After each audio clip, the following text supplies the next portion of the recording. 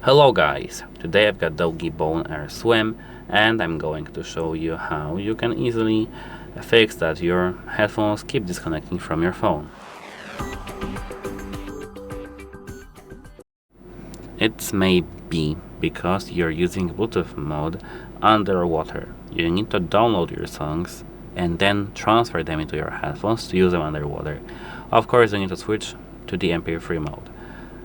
However, if you're not using them underwater, the issue may be probably located in a different place.